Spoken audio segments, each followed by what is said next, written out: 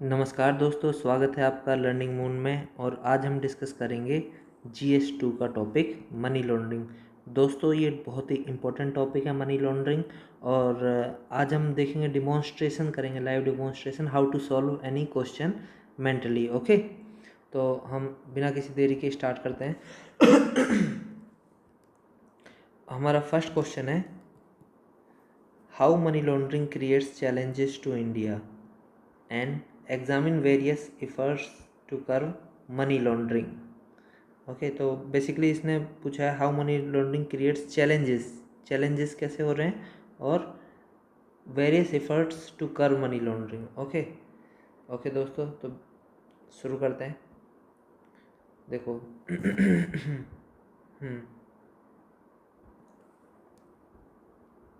Money laundering, तो पहला question था how it creates challenges to India. तो दोस्तों, उसके लिए हमें पता होना चाहिए मनी लॉन्ड्रिंग होता क्या है। मनी लॉन्ड्रिंग तो बेसिकली जैसा कि नाम से ही लग रहा है कि हमारे पास कुछ मनी होगी, ठीक है, और वो करप्शन की होगी, है ना। तो इसको मैं 0 रुपये से शो कर देता हूँ। और वो करप्शन की होगी तो फिर वो कैसी होगी हमारी, वो होगी सपोज़ ब्लैक कलर को कैसे शो करें, हाँ, ये ब्लैक मनी होगी, वो ब्लैक मनी होगी। अगर हम उसको धो देंगे, किस में धो देंगे, वॉशिंग मशीन में धो देंगे, तो फिर वो हमारी बन जाएगी वाइट मनी, ठीक है। तो ब्लैक मनी को इसमें डाला और डाल के इससे निकला हमारा, क्या निकला, वाइट मनी। मतलब अब इसमें वैल्यू आ गई रुपए में, 100 रुपये, ठीक है। पहले 0 रुपये था करप्शन का, अब वाइट मनी हो गई।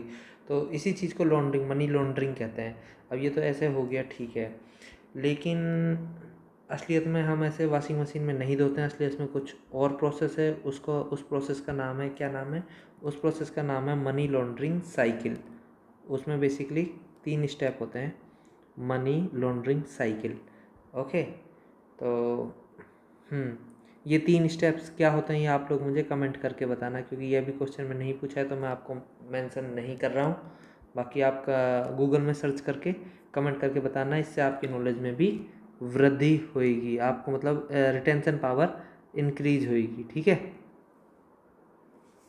ओके ओके दोस्तों, तो हमारा क्वेश्चन था कि how money laundering creates challenges to India.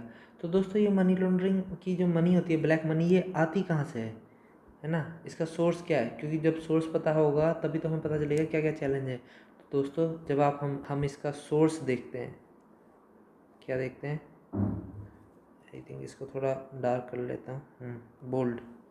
Source देखते हैं मनी लॉन्ड्रिंग का सोर्स, तो बहुत ही डाइवर्स सोर्स इसका देखने को मिलता है। जैसे कि सबसे पहले हमारा आ जाता है करप्शन। ये 0 रुपये का नोट दे दिया, ठीक है, कहाँ से दिया, टेबल के नीचे से दे दिया, ये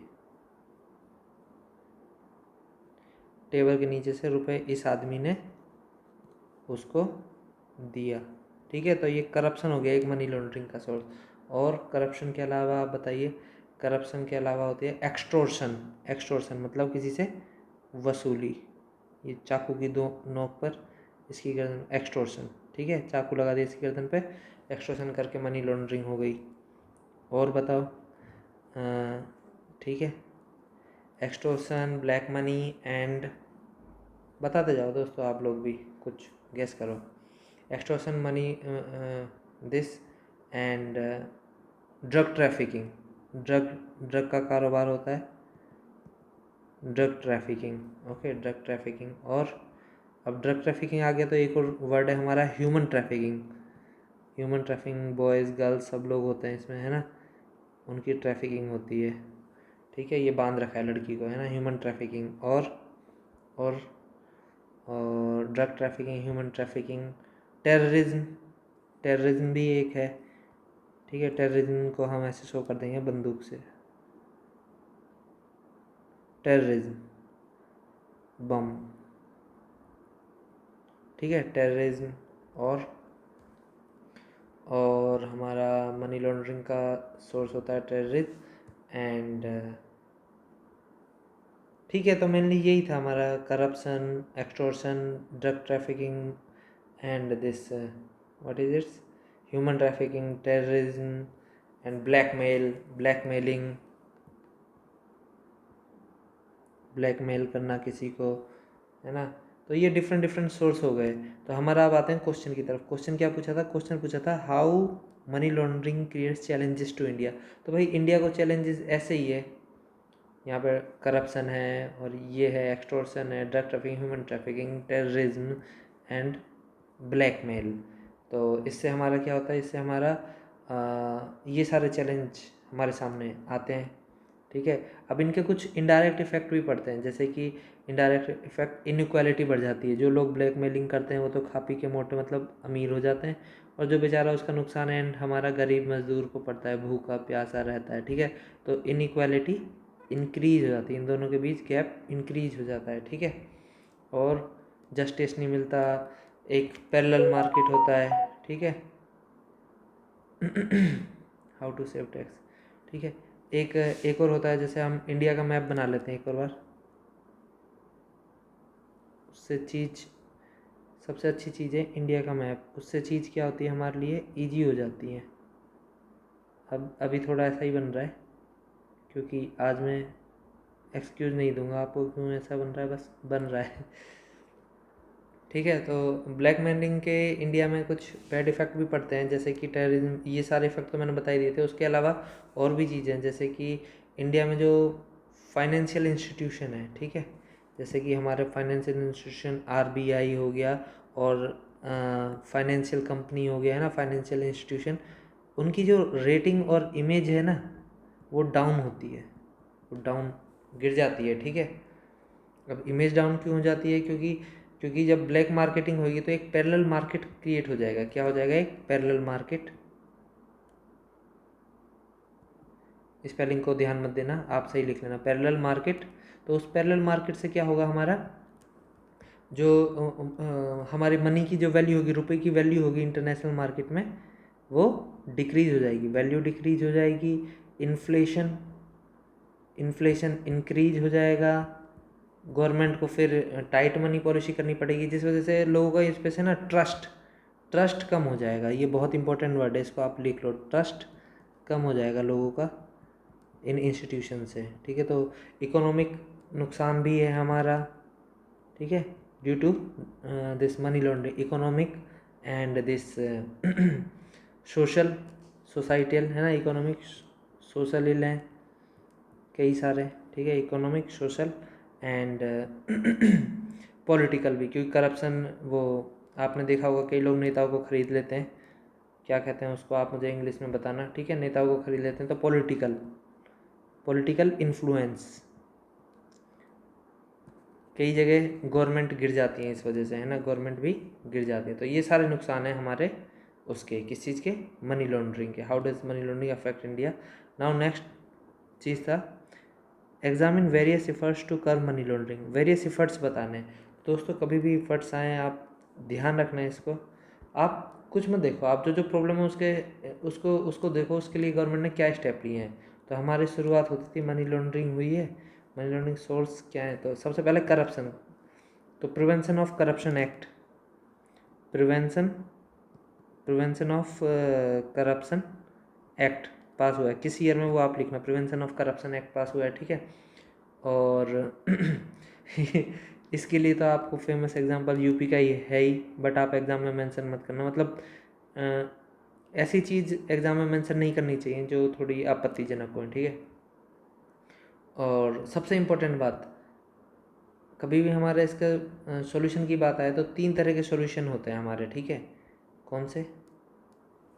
legislative, institutional,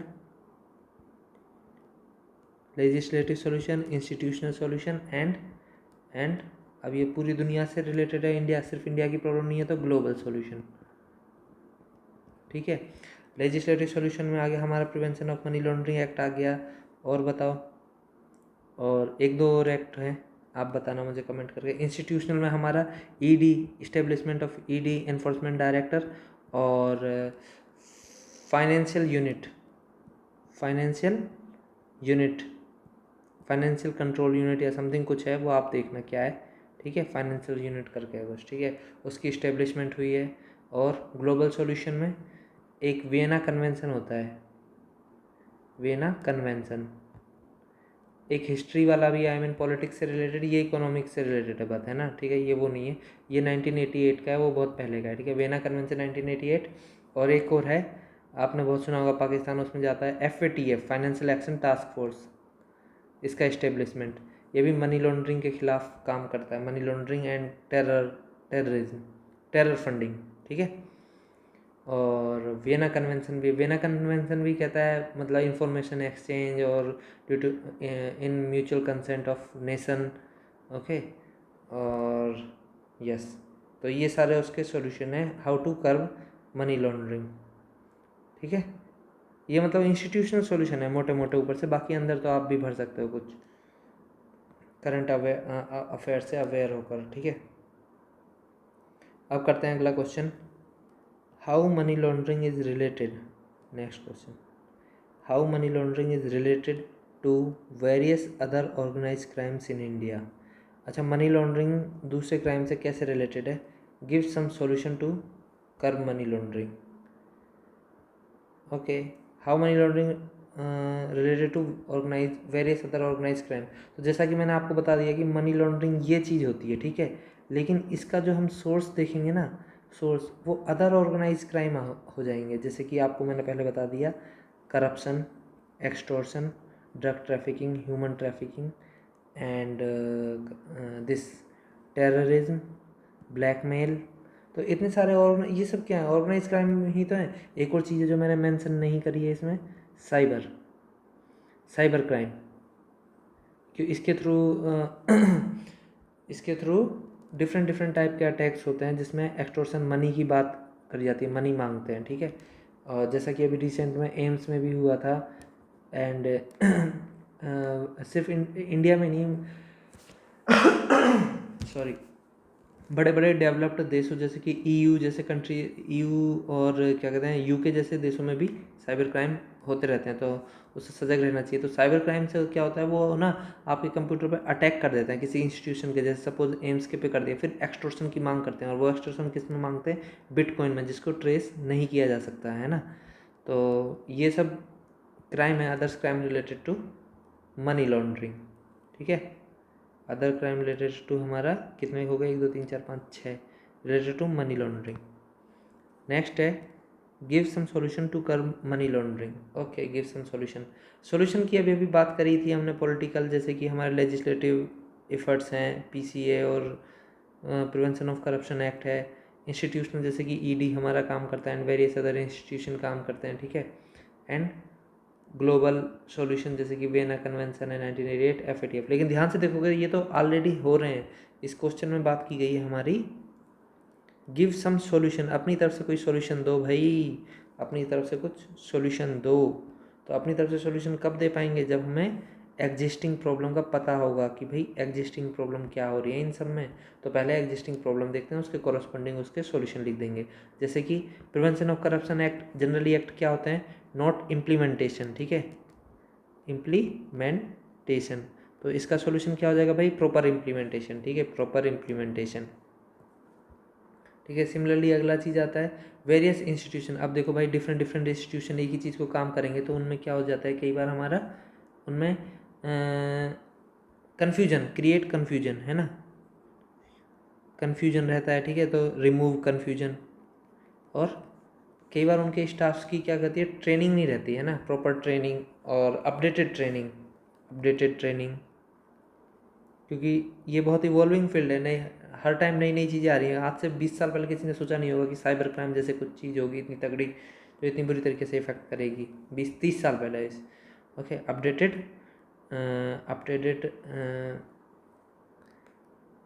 updated man power, okay, या अपडेटेड टीम्स, पर्सनल अच्छा वर्ड है, ठीक है।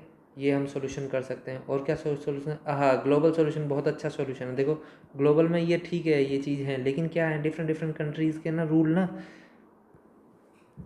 जैसे ये ग्लोब है तो डिफरेंट डिफरेंट कंट्रीज़ के अपने अपने रूल होते हैं, ठीक है।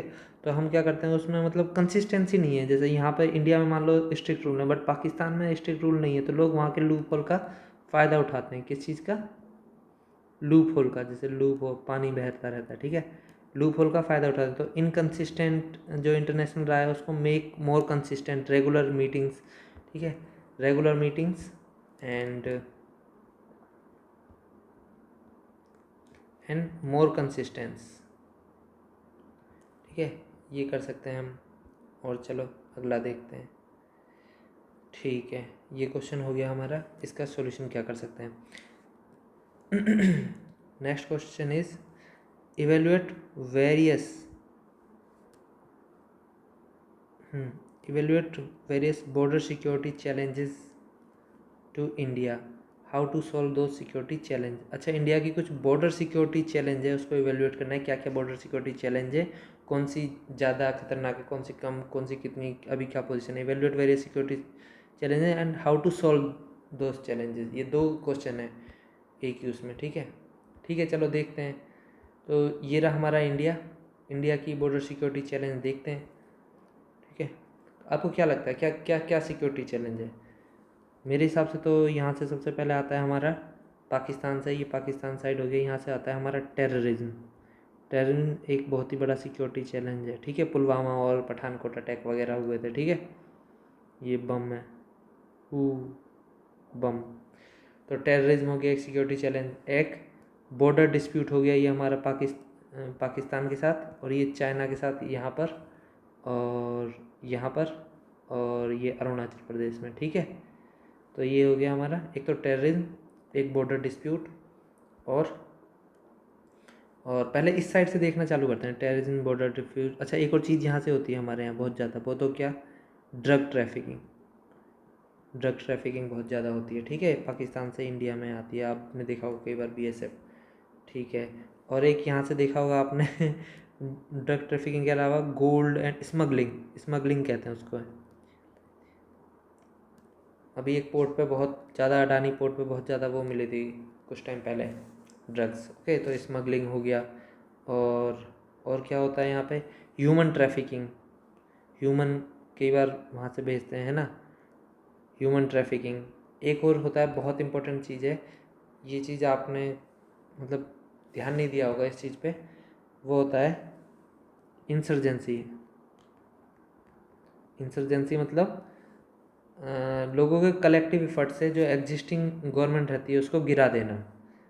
वो कौन से इफर्ट से, वायलेंट इफर्ट से, वायलेंट है ना, आर्म रिवेलियन से एग्जिस्टिंग गवर्नमेंट, जैसे CM है कोई एग्जिस्टिंग, तो उसको उसकी कुर्सी से गिरा देना, हटा देना, CM या PM, और कोई नया पर्सन आ जाना। तो इंसर्जेंसी भी बहुत ज़्यादा होती है वहाँ से, खालिस्तान और वो सब आपने देखे होंगे, वो कंटिन्यूस पावर स्ट्रगल में रहते हैं कि एग्जिस्टिंग उसको हटा दें, ठीक है। तो इतनी तरह की प्रॉब्लम तो सिर्फ पाकिस्तान की तरफ से हो गई, चाइना की तरफ से बॉर्डर इन्फिल्ट्रेशन हो गया, और हमारी sovereignty by China Pakistan economic corridor, ये यहाँ पे से जो गया है चाइना पाकिस्तान इकोनॉमिक कॉरिडोर, तो सोवरेंटी हर्ट हुई है हमारी, ठीक है।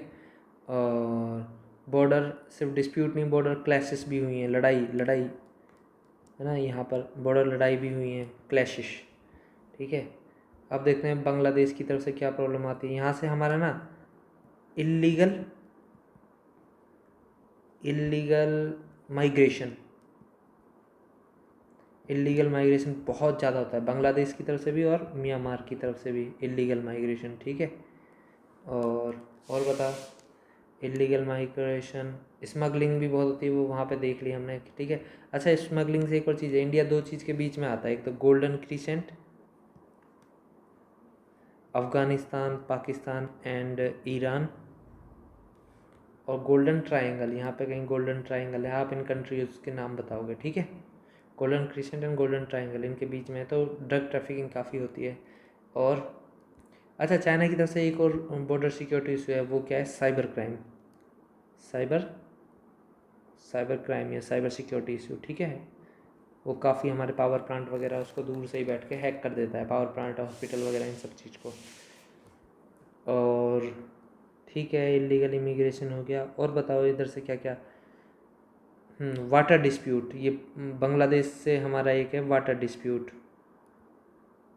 वाटर डिस्प्यूट, तो ये भी एक तरह का सिक्योरिटी चैलेंज है वाटर डिस्प्यूट की वजह से, ठीक है।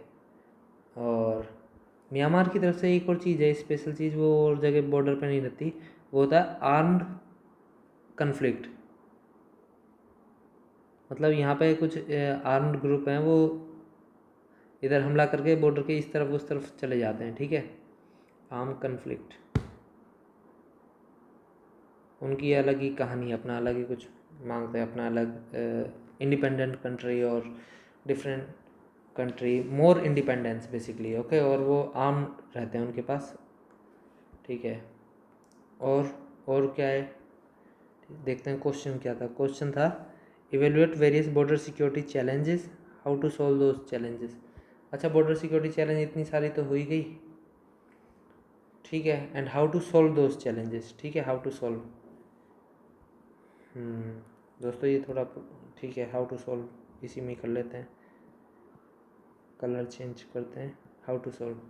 तो कुछ नहीं दोस्तों, सबसे पहले आप हमारी इधर पेट्रोलिंग, ये यहाँ से बीएसएफ वगैरह काम करती है इधर, कैसे कर सकते हैं, अगर हम यहाँ पे हम अपने जो जवानों की गश्त है उसकी पेट्रोलिंग बढ़ा दें, पेट्रोलिंग इंक्रीज, और फेंसिंग बढ़ा दें, fencing increase and patrolling, fencing and use technology, है ना, यूज़ टेक्नोलॉजी।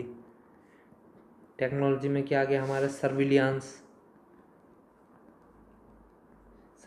एंड उसका दूसरा नाम सेंसर, ऑटोमेट, ठीक है। सर्विलांस जैसे कि कैमरा लगा दिया आपने, ठीक है, सेंसर लगा दिए, तो इन सब चीज़ों से हम अपने बॉर्डर की रक्षा कर सकते हैं। यहाँ पे इधर कैसे कर सकते हैं, इधर आप कर सकते हो, हम डायलॉग कर सकते हैं बैठ के, है ना, पीस डायलॉग, जैसे कि हमारे नेता और उनके नेता आपस में बैठ के डायलॉग करें instead of conflict, okay, peaceful dialogue for border disputes. यहाँ पे हम इलीगल माइग्रेशन को रोकने के लिए चेक इंक्रीज कर सकते हैं ना, चेक पोस्ट बढ़ा सकते हैं, और take help of local community, local people की मदद करके, यहाँ पे भी और इधर भी अरुणाचल प्रदेश में भी, ठीक है। लोकल कम्युनिटी हेल्प,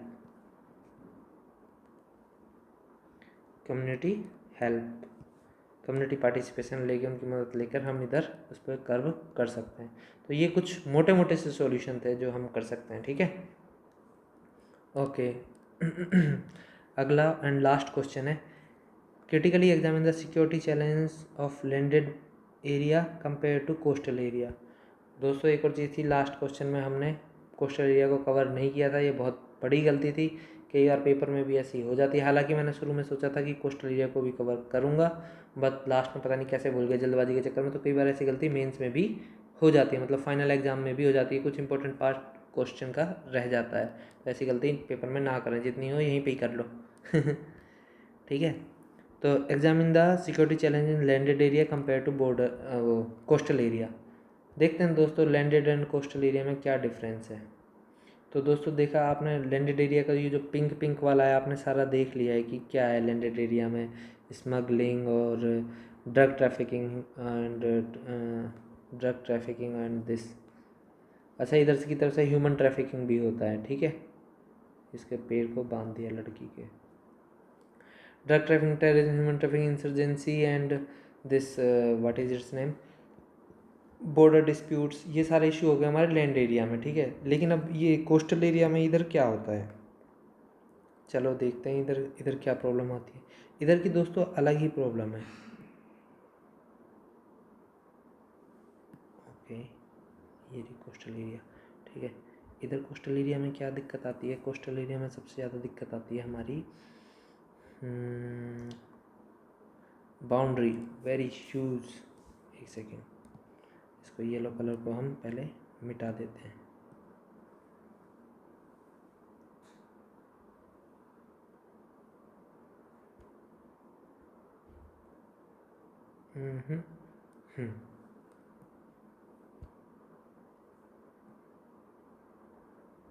ठीक है, हाँ। अब आते हैं इधर, देखो दोस्तों,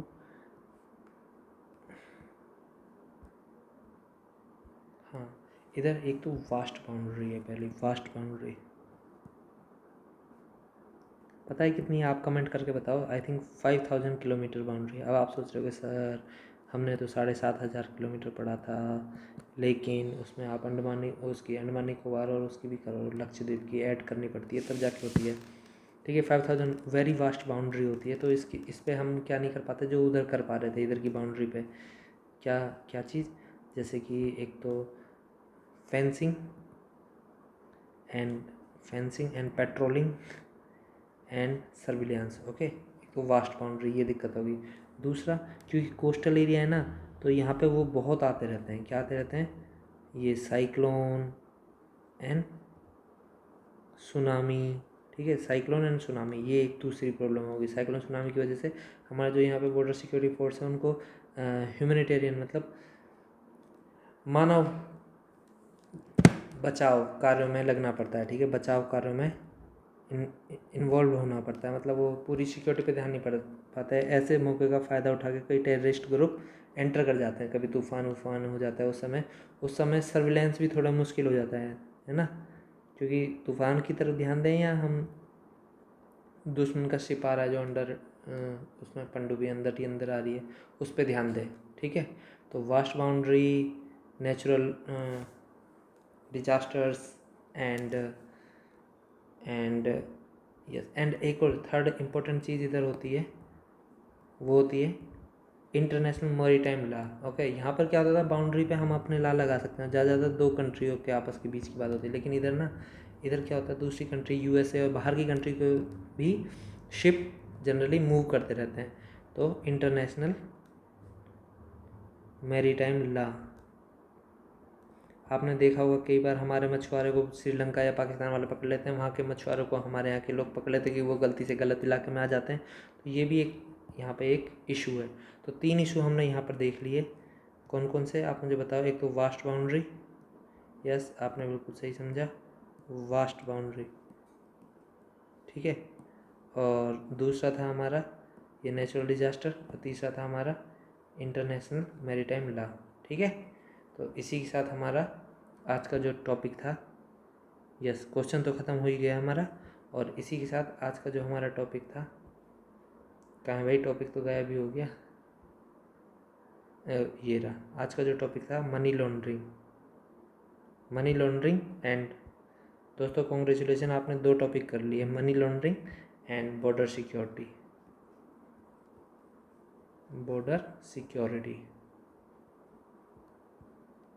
money laundering and border security हमारा टॉपिक फिनिश होता है GS2 का। Thank you.